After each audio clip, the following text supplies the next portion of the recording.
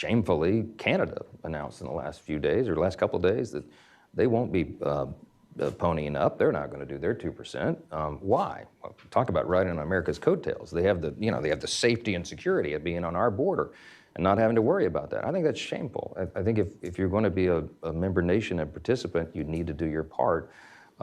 Some have a greater sense of urgency about that, clearly, because the threat is at their own back door. Should Canada remain a part of NATO? It's a question that's been debated heavily. Having a military alliance with other major countries around the world doesn't sound like a bad idea on paper. However, Canada's track record in meeting NATO's basic requirements has been less than stellar. The big question now isn't just about whether NATO is good or bad, it's more about whether NATO still sees Canada as pulling its own weight. Prime Minister Justin Trudeau touching down in Lithuania Monday on the eve of a key NATO leaders summit. Ahead of the talks, the PM was in Latvia. Recently, Justin Trudeau made headlines by attending a NATO summit. Now, some joked that he flew in on a magic carpet, but in reality, it was a massive plane that probably emitted more carbon in one trip than many of us do in a month. This irony isn't lost on critics, especially since Trudeau often emphasizes the need to combat climate change. Actions, as they say, speak louder than words. Trudeau is going to have to defend his record on military spending. Like all NATO countries, Canada, of course, committed to spending 2% of its gross domestic product, its GDP, on the military.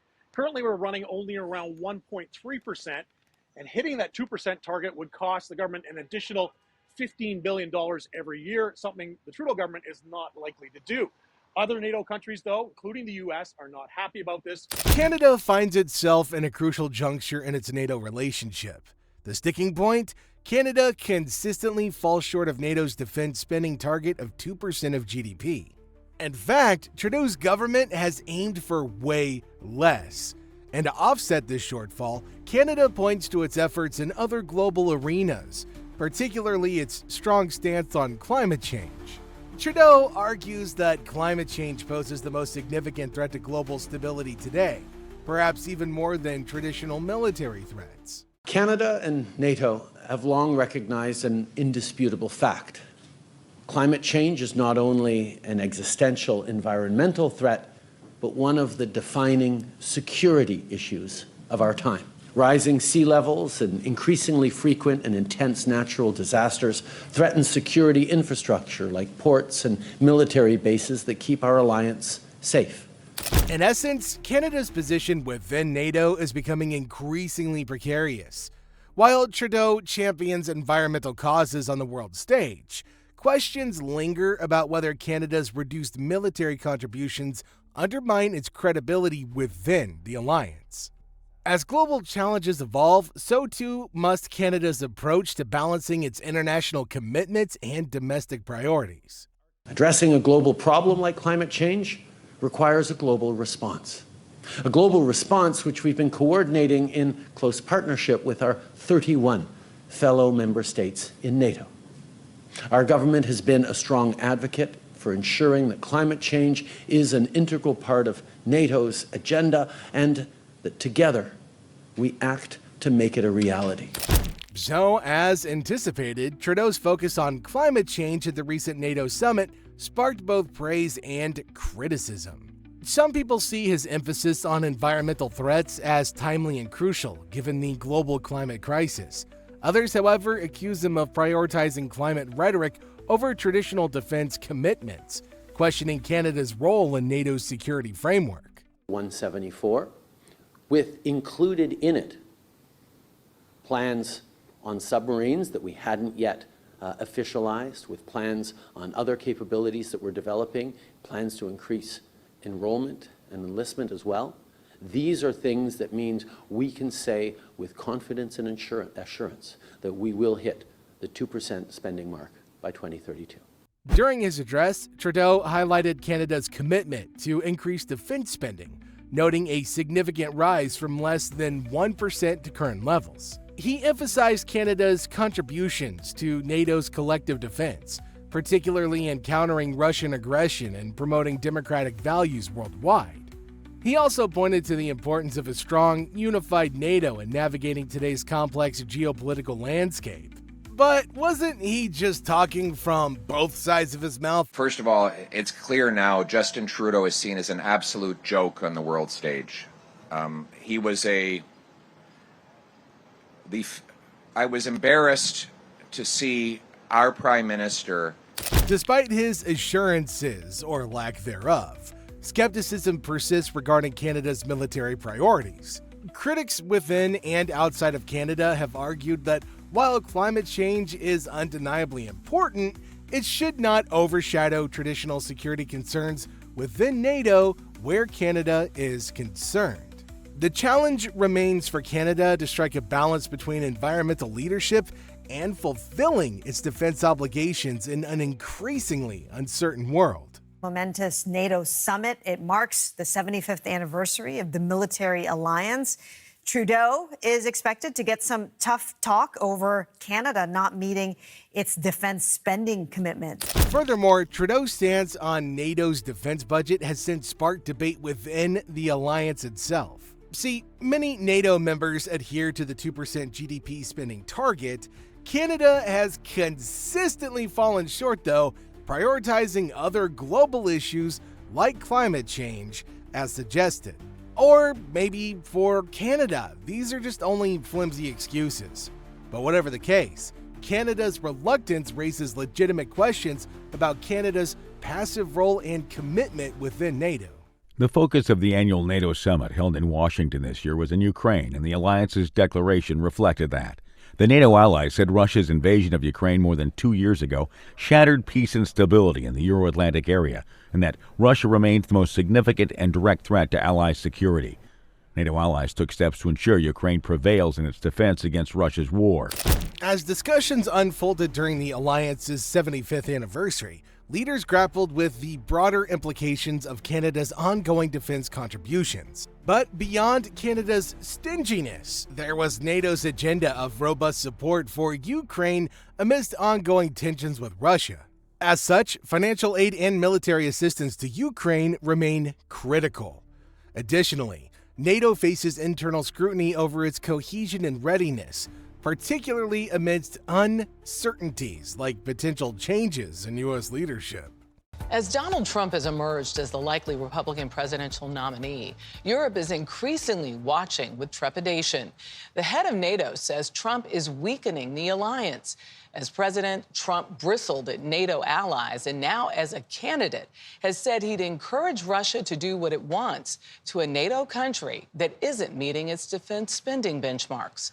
Concerns have long loomed over what a future Trump presidency can mean for NATO, given past rumors about reducing support for allies and even withdrawing from the alliance entirely. And when you add that to Trudeau's shenanigans, you're left with a somewhat bleak picture. Yet, amidst all these challenges, France is positioning itself as a key European leader within NATO, advocating for a more assertive role in shaping the alliance's direction. New Popular Front, which includes Jean-Luc Mélenchon's France Unbowed Party, came first with 180 seats. President Macron's centrist coalition called Ensemble was second with 159 seats. And Marine Le Pen's National Rally finished third with 143 seats. In response to the result, France's Prime Minister Gabriel Attal offered his resignation. However, Emmanuel Macron's recent electoral defeat has significantly weakened his political influence within France. The rise of both far-right and far-left factions, critical of France's support for Ukraine and its NATO commitments, signals a shift in domestic politics. The far-right in particular advocates for France's withdrawal from NATO. Now, this political upheaval also extends to other member states like Turkey and Hungary, known for their close ties with Russia and varying levels of commitment to NATO's collective efforts, especially regarding Ukraine. Today, we are announcing our next commitment to our armed forces and to Canadians' security with the investments laid out in Our North, Strong and Free. It makes $73 billion worth of investments over the next 20 years. Our North, Strong and Free invests in new surveillance capabilities for land, sea, and air in the North. So it's in the midst of all these challenges that Canada faces mounting pressures for its failure to meet NATO's defense spending benchmark. Despite promises dating back to 2014 in a recent unveiling of a military spending plan stretching to 2030, Canada's current military expenditure stands at approximately 1.37% of GDP. Projections from the Parliamentary Budget Officer suggest that by 2030, Canada may only reach 1.42%, well below the targeted 2%. Fortunate. I mean, do they think Trump is not going to be aware of what they're doing and the steps they're taking to insulate NATO from Trump's influence? They think he and his people are going to miss that. They think they can get away with hiding it from him. And when they go out and tell the waiting press that they're about the serious business of Trump-proofing NATO. This failure on Canada's part has sparked frustration among NATO allies, raising doubts about Trudeau's commitment to the alliance.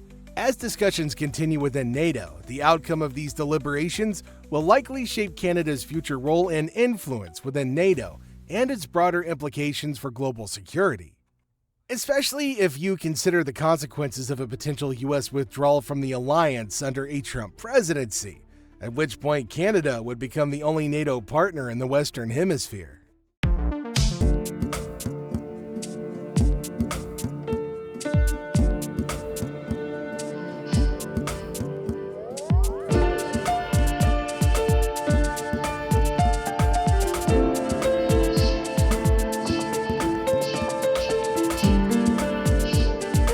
The ongoing NATO discussions will continue to center on how to maintain cohesion and readiness amidst internal and external pressures.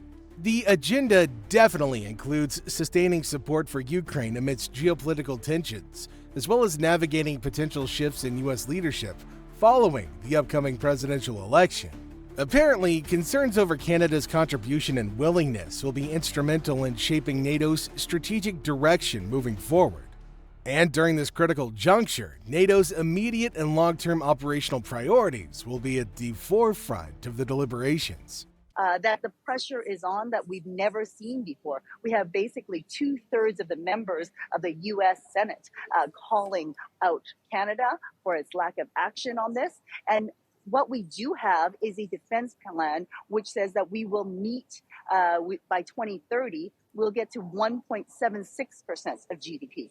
But that is still way off the mark, Marcia. As the debate over Canada's NATO commitment intensifies, concerns have arisen about the long-term implications of its delayed military spending plans. We already mentioned that much of Canada's proposed defense budget increase is slated for the latter part of the 2030s, raising fears among allies that this back-flooded approach may test their patience.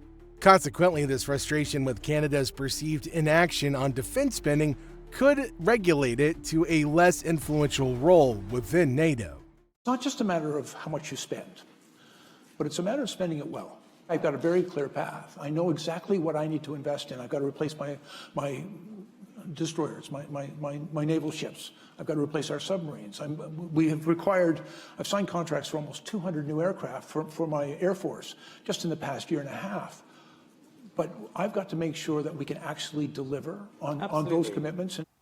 Looking ahead, unless there's a significant policy shift, Canada risks facing repercussions within NATO, potentially even being sidelined or excluded from key alliance discussions. This scenario raises fundamental questions about the alliance's effectiveness and Canada's role within it. For many who have traditionally supported NATO's mission, these developments also indirectly prompt a reassessment of the actions and powers of leaders in government. As a founding member of NATO, Canada has stood with our NATO allies since 1949. Today, Canada stands strong as one of 29 member states, bound by the principles of freedom and peace. However, the debate about NATO's value isn't just academic. It's increasingly relevant to Canada's global standing and security on the international stage. While many have come to believe in NATO's importance, recent happenings have challenged those beliefs. And as all the relevant parties navigate these uncertainties, the future of Canada's involvement in NATO remains precarious with significant geopolitical ramifications. Is in fact experiencing a resurgence as a consequence of Russia's invasion of Ukraine. Russia is again threatening the territory and the security of the Western democracies. NATO not only exists, but it is responding to Russian aggression by fortifying the eastern flank, putting additional forces on the Eastern Front, and bringing new members into the alliance, Finland and Separately, opinions on NATO's importance vary wildly. Some argue strongly in favor of the alliance, seeing it as crucial for safeguarding against potential threats similar to Ukraine's situation. And despite Ukraine not being a NATO member, the alliance supports it against external aggression. Consequently, some have questioned, would Canada still receive protection if it left NATO? Honestly, it's a frightening question without a clear answer, leaving many hesitant to push for a Canadian exit. It is no longer business as usual. One of the presidents of a big country stood up and said, well, sir, if we don't pay and we're attacked by Russia, will you protect us? I said, no, I would not protect you. In fact, I would encourage them to do whatever the hell they want. You got to pay. Still, criticism of Justin Trudeau's policies, particularly concerning NATO, have continued pouring in. And the prospect of Canada being expelled from NATO carries some serious consequences that could tarnish the Prime Minister's legacy. The potential expulsion from NATO could solidify Trudeau's place as one of Canada's least popular prime ministers in history. And in a global climate where NATO's actions could influence the onset of major conflicts, the stakes are really high. Turning a corner and putting in place the foundations for Ukraine to prevail. Allies have agreed to launch NATO security assistance and training for Ukraine. With a command in Germany, logistic hubs in the eastern part of the alliance, and around 700 personnel. As NATO navigates these complex issues, the alliance's future hangs in the balance. From geopolitical tensions to internal strategic shifts, NATO leaders are tasked with reinforcing unity and readiness while adapting to a rapidly evolving global landscape. The outcome of these deliberations will shape not only NATO's immediate priorities, but also its long-term effectiveness in maintaining international peace and security. And so, ultimately, the scenario of Canada facing expulsion from NATO is indicative of the gravity of Trudeau's decisions, whether he wants to admit it or not.